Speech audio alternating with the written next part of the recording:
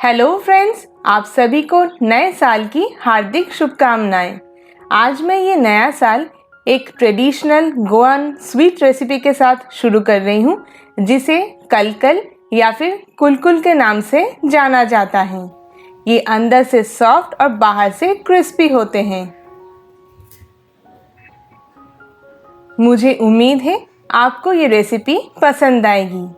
तो कलकल बनाने के लिए मैंने यहाँ पर 3/4 कप मैदा ले लिया है।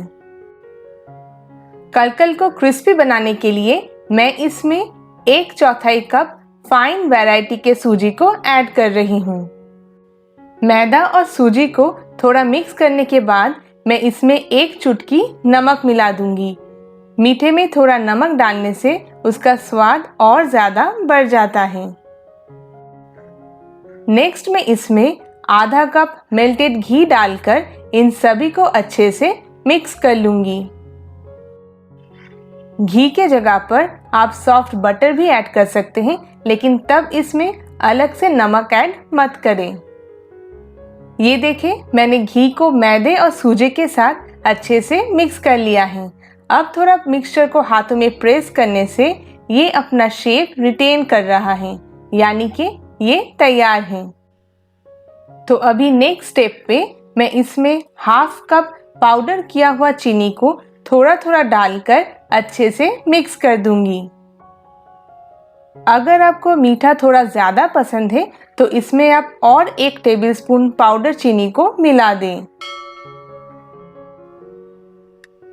कलकल को आप मीठे की तरह तो खा ही सकते हैं, लेकिन ये चाय और कॉफ़ी के साथ एज अ स्नैक्स भी बहुत ही अच्छा लगता है। तो मैंने चीनी को मैदे के साथ अच्छे से मिक्स कर लिया है। अब इसे बाइंड करने के लिए मैं इसमें थोड़ा थोड़ा दूध डालकर अच्छे से गूंद लूँगी। अगर आप कलकल को बनाकर 1 महीने के लिए स्टोर करना चाहते हैं तो दूध के जगह पर आप पानी यूज़ करें, और इसमें दूध या फिर पानी बहुत ही कम लगता है, इसलिए बहुत ध्यान से थोड़ा थोड़ा दूध या फिर पानी को मिलाएं। फ्लेवर के लिए मैंने इसमें 1 टीस्पून वैनिला एसेंस डाल दिया है। अब मैं इसका एक टाइट डो बना लूँगी, जैसे हम पूरी बनाते वक्त बनाते हैं। अभी आपको ये डो हल्का गीला लग सकता है, उसके लिए हम अभी इसे ढककर 10 मिनट के लिए छोड़ देंगे, ताकि इसमें जो सूजी है वो एक्स्ट्रा मॉइस्चर को एब्जॉर्ब करके फूल सके। 10 मिनट हो चुका है और ये देखें, अभी ये डो कितना ज़्यादा सॉफ्ट और स्मूथ लग रहा है। तो अब मैं इसमें से थोड़ा सा मिक्सचर हाथों में लेकर एक छोटा सा गोल बना लूँगी। बाकी डो को आप हमेशा ढक कर रखें, ताकि वो उसका ऊपर का लेयर सूख ना जाए। कलकल को शेप देने के लिए मैं यहाँ पर ये फॉर्क यूज़ कर रही हूँ, जिसके उल्टे साइड पर मैंने इस बॉल को रखकर उसे हल्का प्रेस कर लिया है। अब एक साइड से मैं उसे फोल्ड करके निकाल लूँगी। ये देखें, इस फॉर्क की वजह से कलकल पर ये कितना अच्छा डिज़ाइन बन गया है। इसके एंड्स को आप थोड़ा प्रेस कर दें, ताकि फ्राई करते वक्त ये खुल ना जाए। इस प्रोसेस को मैं फिर से एक बार आपको दिखा दे रही हूँ कि आप फॉर्क से कैसे कलकल को शेप कर सकती हैं।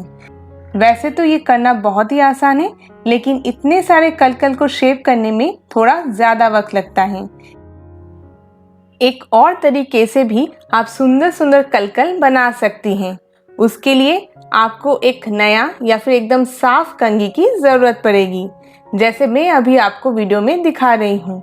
मैंने एकदम नया कंघी लिया है और उसके मोटे साइड पर मैंने फिर से एक छोटा बॉल मिक्सचर का लेकर उसे हल्का प्रेस कर दिया है, और फिर एक साइड से उसे फोल्ड करके निकाल लिया है। आप देख सकती हैं कलकल का ये डिज़ाइन भी कितना सुंदर आया है। तो बिल्कुल इसी तरह मैंने इन दोनों तरीकों से कुछ कलकल को शेप कर लिया है। अब ये फ्राई होने के लिए तैयार है। कलकल को डीप फ्राई करने के लिए मैंने इस कढ़ाई में पर्याप्त मात्रा में कुकिंग ऑयल को मीडियम गरम कर लिया है। अब इसमें जितना आ सके उतने कलकल को एक एक करके डालकर मैं एक साथ अच्छे से फ्राई कर लूंगी। कलकल को हमेशा मीडियम गरम तेल में ही फ्राई करें, जिससे वो अंदर तक कुक हो सके और खस्ता बने। अगर तेल का टेम्परेचर कम होगा तो कलकल ज़्यादा तेल एब्जॉर्ब कर लेगा और ज़्यादा गरम तेल में ये बाहर से तो जल्दी से ब्राउन हो जाएगा, लेकिन अंदर से कच्चा रह जाएगा। ये कलकल गोल्डन ब्राउन कलर का हो गया है, तो अब मैं इन्हें एक टिश्यू पेपर पर निकाल लूंगी। एक बैच कलकल को मीडियम फ्लेम पर फ्राई करने में मुझे 8 से 10 मिनट लगे हैं। आप चाहे तो गर्मा गर्म कलकल के ऊपर आप थोड़ा पाउडर किया हुआ चीनी को स्प्रिंकल कर सकती हैं। उससे ये दिखने में और ज़्यादा सुंदर लगते हैं। तो बस कुछ ही मिनटों में बहुत ही टेस्टी और क्रिस्पी कलकल बनकर तैयार हैं। आप इन दूध से बने हुए कलकल को 7 दिन तक एंजॉय कर सकते हैं। तो आपको ये रेसिपी कैसी लगी मुझे कमेंट करके बताएं, और अगर आपको ये पसंद आई है तो इस वीडियो को लाइक करें और इसे अपने फ्रेंड्स और फैमिली के साथ शेयर करें। Thank you.